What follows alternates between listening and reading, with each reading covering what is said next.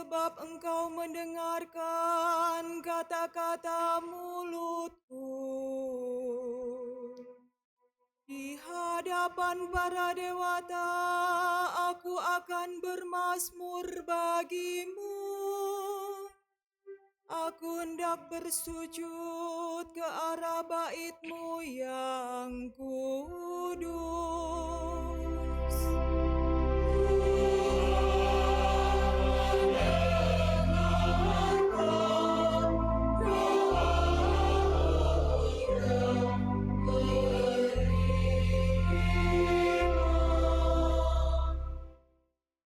Aku hendak memuji nama-Mu, oleh karena kasih-Mu dan oleh karena setia-Mu. Sebab Kau buat nama dan janji-Mu melebihi segala sesuatu. Pada hari aku berseru, Engkau pun menjawab aku. Engkau menambahkan kekuatan dalam jiwaku.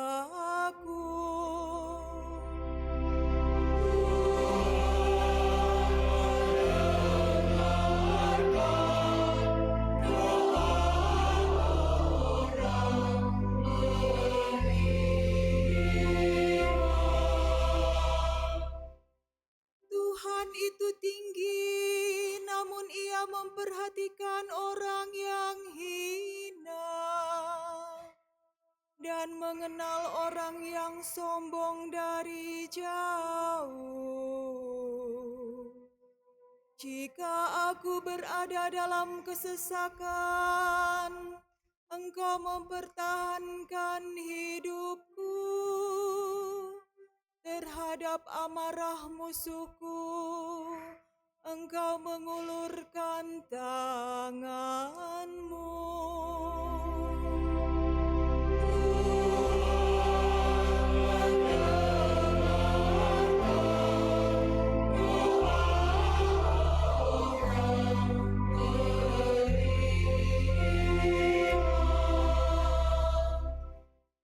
Tangan kanan-Mu menyelesaikan segalanya bagiku. Tuhan akan menyelesaikan segalanya bagiku. Ya Tuhan, kasih setia-Mu kekal abadi. Janganlah Kau tinggalkan buatan tangan-Mu.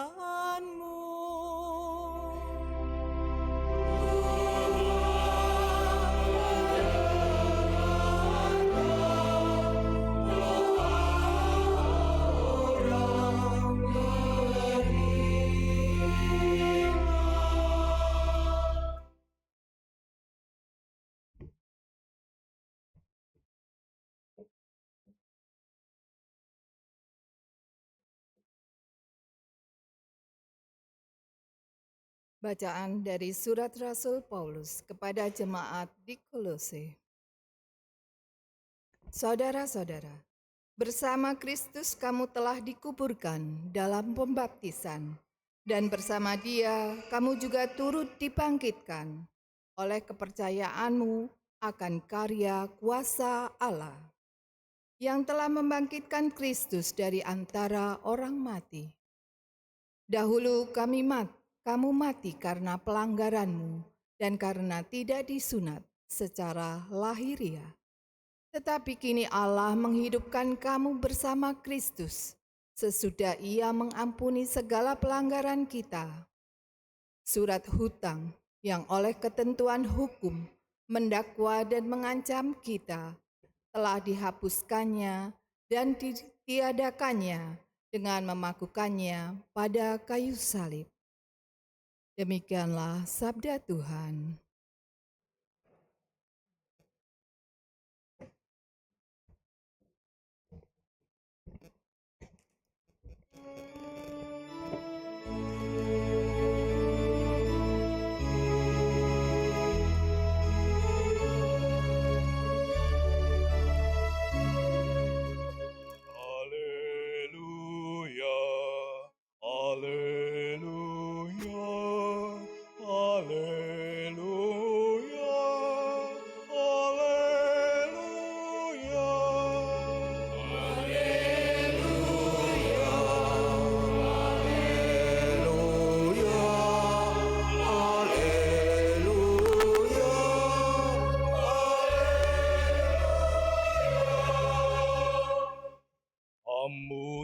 telah menerima Roh yang menjadikan kamu anak Allah.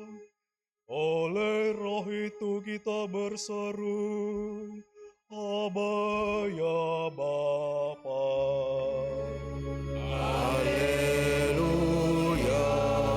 haleluya, haleluya, haleluya.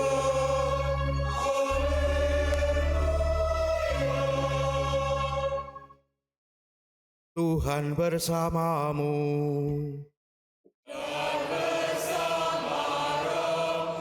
Inilah Injil suci menurut Lukas.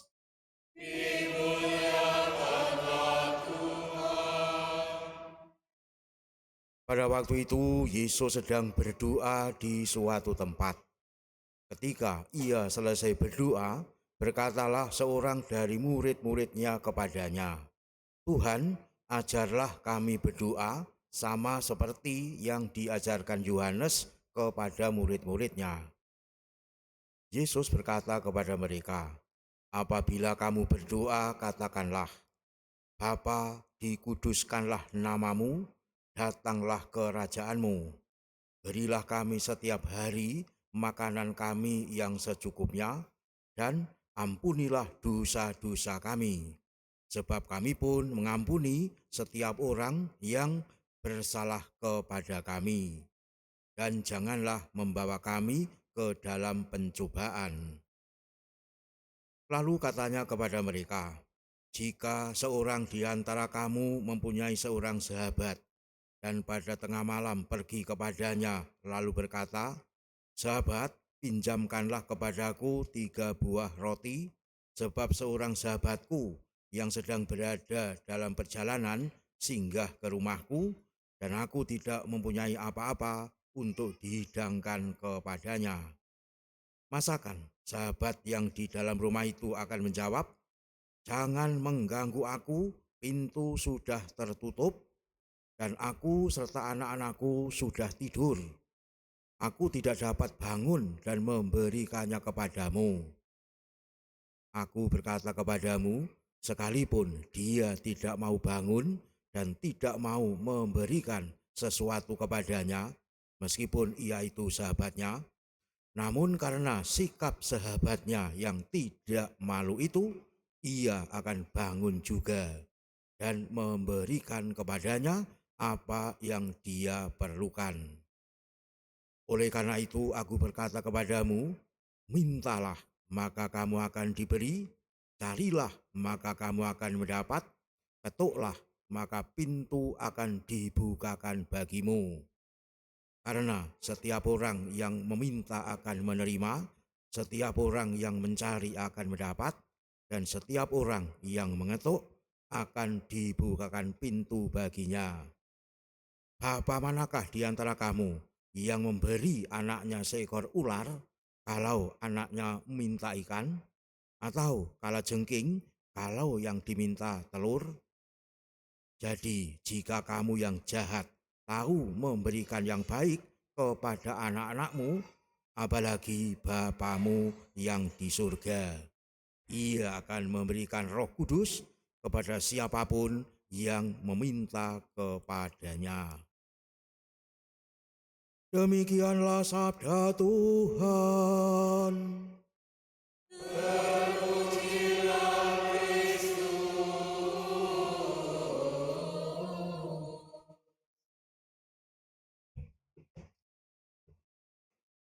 Saudara-saudari yang dikasihi Tuhan, kita tentu tidak asing dengan yang biasa kita lakukan, yakni melakukan tindakan berdoa.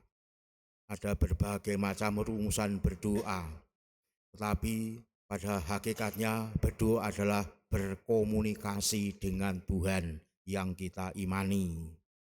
Tadi amat menarik yang kita dengar, bagaimanakah komunikasi antara Abraham dan Allah yang mendatanginya, mendatangi Abraham, dan terjadilah komunikasi antar mereka dengan Abraham sendiri, di mana berkaitan dengan akan hancurnya Sodom dan Gomora, apakah di sana benar-benar masih didapati katakanlah orang-orang yang baik yang ikut akan menjadi hancur? Disitulah tadi semacam tarik ulur berkaitan jumlah, tetapi Tuhan telah menetapkan sesuai dengan yang dipikirkan Abraham, sama sekali tidak ada kaitannya mengenai jumlah seberapa. Tapi jelas adanya hal yang harus dimengerti, bahwa Allah bertindak justru demi menyelamatkan manusia yang mau selamat. Tapi kalau berbagai macam cara telah disampaikan Tuhan tetap tidak digubris, ya risiko ditanggung yang manusia sendiri mau kerjakan. Saudara-saudara yang terkasih, akhir-akhir ini Persekutuan Surabaya juga getol untuk mengajak kita semua melaksanakan kegiatan juga berkaitan tentunya dengan berdoa, yakni gerakan Aba. Ayo membaca bersama Alkitab, di mana dengan demikian kita diarahkan untuk semakin mengenal Tuhan yang kita sembah. Sekiranya kita sungguh mau mendekati Alkitab dengan membaca sedemikian rupa, kita memang harus merefleksi diri, kita berdiri sebagai apa. Kalau kita sebagai subjek mendekati objek, tentu kita akan menghadapi banyak hal yang sulit untuk mendapatkan jawaban yang memuaskan kita. Tetapi kalau kita berdiri sebagai seorang beriman seperti Abraham, tentunya lain persoalannya. Hal itu kita dapat tuntunan kita sebagai orang Katolik, yakni melalui konstitusi dogmatis tentang wahyu ilahi yang juga dikenal dalam ungkapan Dei Verbum dari Konsili Vatikan kedua. Nah, di sanalah kita akan berangkat bagaimana mendekati Alkitab.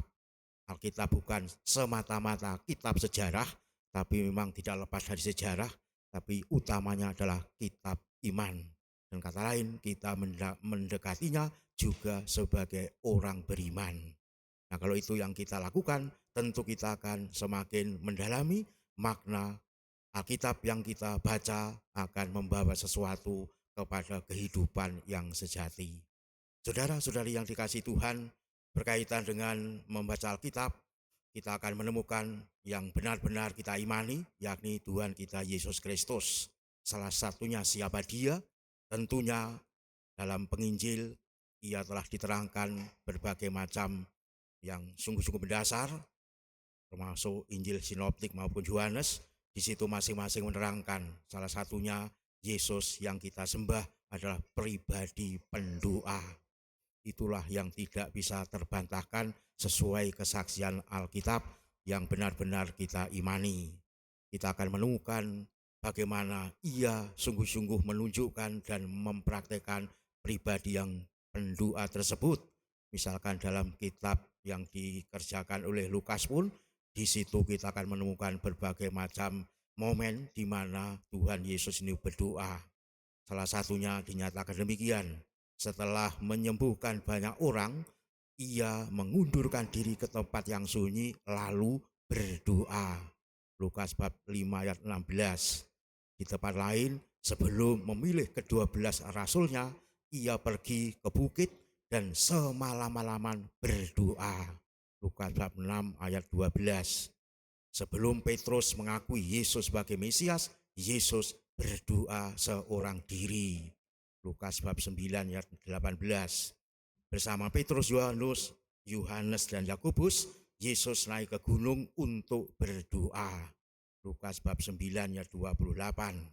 Sesudah kembalinya ke 70 murid yang diutusnya, Ia diliputi kegembiraan dalam Roh Kudus, lalu mengucapkan doa meriah. Lukas bab 10 ayat 21. Jauh sebelum Petrus menyangkal Yesus, Ia telah mendoakan Petrus agar imannya jangan gugur untuk selama-lamanya. Lukas bab 22 ayat 32. Di Taman Getsemani, Yesus berdoa kepada Bapanya jika mungkin cawan kesengsaraan itu dijauhkan darinya. Lukas bab 22 ayat 40. Ia nampak sedih karena beberapa murid pilihannya tidak mau berdoa sesuai pesannya. Maka Ia semakin sungguh berdoa. Lukas bab 22 ayat 44. Pada saat terakhir hidupnya, saat menjelang napasnya berhenti, ia pun masih sempat berdoa untuk para musuhnya. Ya Bapa, ampunilah mereka karena mereka tidak tahu apa yang mereka berbuat. Lukas bab 23 ayat 34-46. Dan hari ini yang kita dengar tadi dalam Injil, dia dinyatakan secara tegas sebelum mengajari muridnya berdoa, Yesus sendiri berdoa. Lukas bab 11 ayat 1. Itulah salah satu hal bagaimana kita menemukan pribadi Yesus sang pendoa yang ditulis oleh penginjil Lukas, belum penginjil Markus, belum penginjil Matius dan Yohanes. Tentu sungguh-sungguh semakin meneguhkan, tak terbantahkannya Yesus memang pribadi yang sungguh-sungguh memberikan kepada kita bagaimana berposisi di hadapan Tuhan, senantiasa berdoa. Saudara-saudari yang dikasihi Tuhan, dengan demikian tidak heranlah kalau tadi salah seorang muridnya menyaksikan Yesus yang sedemikian itu, tergerak hatinya, lalu memberanikan diri untuk memohon kepadanya, Tuhan, ajarilah kami berdoa. Permohonannya langsung direspon oleh Yesus dengan mengajarinya yang tentunya kita sudah tidak asing, yakni doa Tuhan atau dikenalkan doa Bapa kami.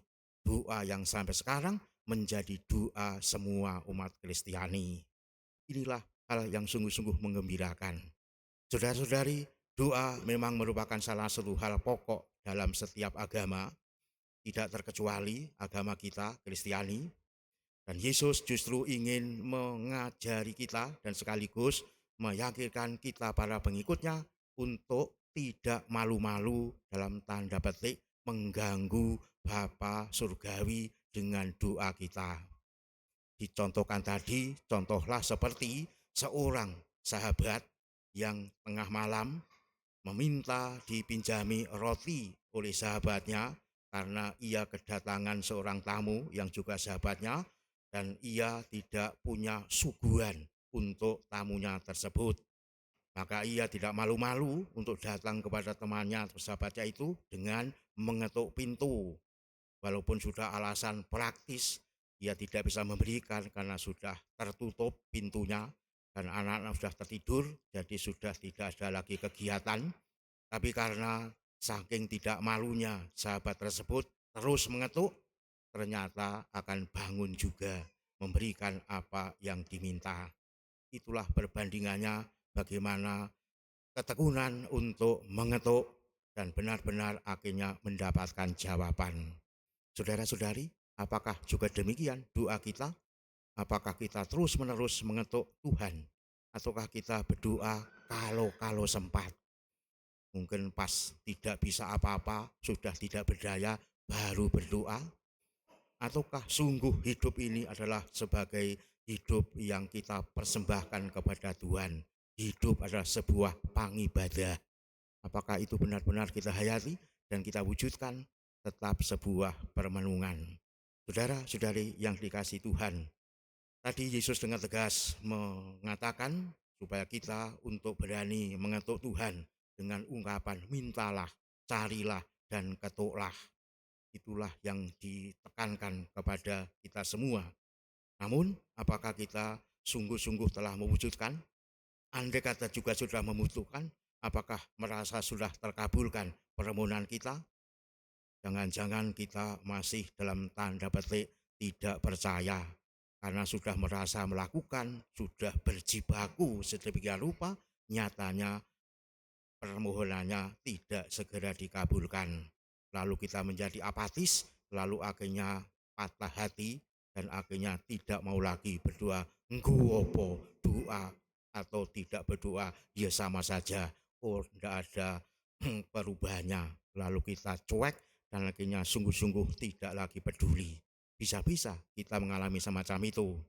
Saudara-saudara yang terkasih, tentunya untuk menjawabi mengapa seolah-olah doa kita tidak terkabulkan, memang jawaban secara sederhana tidak akan pernah kita ketemukan.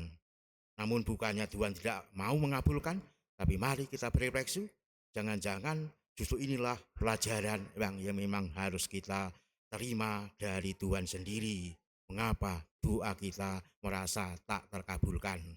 Penundaan pengabulan doa bisa jadi mungkin Tuhan maksudkan untuk memurnikan disposisi batin kita dalam memohon kepada Allah. Karena sebagaimana dinyatakan dalam Yakobus 4 ayat 3, yang kamu minta itu hendak kamu habiskan untuk memuaskan hawa nafsumu. Ya kalau itu yang kita minta, jelas kita salah alamat. Tidakkah dengan menunda pengabulan doa kita, Tuhan justru berkehendak agar disposisi batin kita semakin dimurnikan, sehingga benar kita ada di hadapan Allah. Kita dapat perbandingan sebagaimana tadi Abraham di hadapan Tuhan. Sudah nego sedemikian rupa, Tuhan tetap menjelaskan bahwa kehendaknya adalah kehendak untuk menyelamatkan. Yang kedua, penundaan pengabulan doa bisa dimaksudkan agar kita dimatangkan di dalam menghadapi penderitaan, seperti pengalaman Rasul Santo Paulus yang telah memberi kesaksian kepada jemaat di Korintus, cukuplah kasih karuniaku bagimu, sebab justru dalam kelemahanlah kekuasaanku menjadi sempurna. 2 Korintus 12 ayat 7-9. Tidakkah dengan penundaan pengabulan demikian, Tuhan menghendaki kita semakin menjalin hubungan erat dengannya agar kita dapat bermegah di hadapan Tuhan, sebab Ia telah memberikan kekuatan dalam kelemahan kita. Inilah yang dialami oleh Rasul Santo Paulus. Penundaan pengabulan doa juga bisa menjadi pengajaran bagi kita, karena kita memang diikutsertakan di dalam memanggul salib penderitaannya, di mana kita telah mendapatkan semacam unsur untuk mengikuti Dia. Apa yang mesti kita laksanakan? 3 unsur dasar yang tidak pernah direbusi untuk dibuat lebih mudah, tapi tetap yaitu dan harus. Barang siapa mau mengikuti aku harus menyangkal diri, memanggul salibnya setiap hari, dan mengikuti aku. Inilah yang ditekan Tuhan Yesus. Matius bab 16 ayat 24, Markus bab 8 34, dan Lukas bab 9 ayat 23. Dari dulu, sekarang, dan akan datang, tetap itu syaratnya, tidak pernah direvisi. Itulah Tuhan Yesus. Saudara-saudari, Yesus memang tidak mengatakan bahwa doa kita akan segera dikabulkan, tetapi sebuah proses yang harus kita jalani.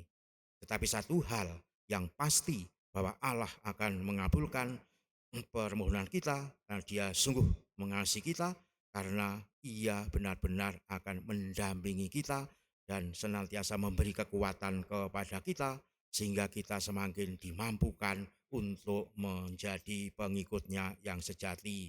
Pengabulan doa pasti akan terwujud. Saudara-saudari, hal itu ia tadi bandingkan dengan perbandingan yang biasa manusia di dunia ini laksanakan, yakni perbandingan antara Bapa duniawi dan Bapa surgawi. Bapa duniawi berarti kita yang masih di dunia ini tentu telah melakukan tindakan yang sangat mulia, yakni ketika anak-anak kita meminta kepada kita, pastilah kita akan memberi apa yang diminta, tidak dalam arti diberi sesuatu yang sungguh mencelakakan, tapi pasti membahagiakan dan menyelamatkan. Kalau kita katakanlah dinyatakan sebagai yang jahat saja tahu memberi yang baik, apalagi Bapamu yang di surga yang sungguh maha baik, masakan Ia akan memberikan yang kebalikannya malah tidak baik? Sama sekali tidak. Hanya soalnya perlu kita renungkan, apakah permohonan kita selama ini memang hanya dalam tanda petik yang klise itu, atau copy paste, meminta terpenuhnya sandang, pangan, nyaman, pasangan, dan kehidupan yang serba enak, dan enak. Apakah hanya itu? Ataukah kita sungguh-sungguh seperti Yesus tegaskan tadi, meminta yakni Roh Kudus? Karena Yesus telah mengatakan, Ia akan memberikan Roh Kudus kepada mereka yang meminta kepadanya. Nah, apakah ini pernah kita minta? ataukah itu justru malah kita abaikan? Saudara-saudari yang dikasih Tuhan, hari ini gereja merayakan hari orang tua, kakek nenek, para lansia sedunia yang telah ditetapkan oleh Mendiang Santo Paus Fransiskus pada tahun 2021. Dan Mendiang Paus Fransiskus pada tahun 2004 kemarin, ia telah memberi tema perayaan Hari Kakek Nenek Sedunia ini dengan tema "Jangan Membuang Aku pada Masa Tuaku", Mazmur 71 ayat 9. Tentunya ini benar-benar menjadi perenungan kita. Apakah kita juga berlaku cenderung untuk dalam tanda petik membuang para lansia, orang tua kita yang mungkin kita anggap sudah tidak berdaya, ngerepoti karena kita sibuk dengan urusan kita, maka daripada repot lebih baik dimasukkan panti jompo saja, ataukah entah bagaimana caranya, pokoknya sesekali saja datang seolah-olah sudah beres, ataukah kita dengan penuh kasih mendampingi benar-benar dengan penuh sayang untuk mereka di dalam pendampingan hidup. Inilah yang tentu juga harus kita renungkan. Mendiang Paus Fransiskus menghendaki supaya kita benar-benar memperhatikan, menghargai karisma nenek-nenek kita, kakek kita yang sudah lanjut usia, karena mereka pun juga telah memberi kontribusi bagi kehidupan gereja. Paus juga menekankan dan mengajak para kaula muda untuk tidak takut untuk menerima undangan gereja dan Kristus menjadi peziarah harapan mendampingi para orang tua ini, sehingga dengan demikian langkahnya juga menjadi langkah yang benar. Paus juga menekankan kasih sayang kepada orang tua, para lansia tidak akan pernah pudar, bahkan ketika fisik mereka semakin melemah. Justru kasih sayang dapat menyegarkan energi dan memberi harapan serta penghiburan kepada mereka. Dan langkah demikian itu tetaplah diarahkan kepada Tuhan. Maka yakinlah kepada Tuhan serta selalu memuji Tuhan atas kebaikan-kebaikannya itu. Inilah yang ditekankan oleh Paus. Semoga kita dapat mewujudkan pula. Maka seraya mendukung, mendampingi para lansia, para orang tua kita, para yang telah sepuh, tentunya kita tidak ragu-ragu untuk juga berdoa mohon kekuatan Roh Kudus seperti yang Yesus tadi ungkapkan kepada para muridnya. Mintalah Roh Kudus supaya benar-benar Allah mendampingi kita, menyegarkan kita di dalam hidup penuh penghiburan. Karena itu mari kita berdoa mohon kekuatan Roh Kudus. Datanglah ya Roh Kudus, penuhilah hati umat-Mu dan nyalakanlah di dalamnya api cinta kasih-Mu. Utuslah Roh-Mu, maka semuanya akan dijadikan lagi, dan Engkau akan membarui muka bumi. Yalah, Engkau telah mengajar hati umat-Mu dengan penerangan Roh Kudus. Berilah supaya berkat Roh yang kudus itu kami senantiasa berpikir benar dan bijaksana, serta selalu bergembira karena penghiburannya demi Kristus, Tuhan dan pengantara kami. Kita persembahkan kepada Tuhan.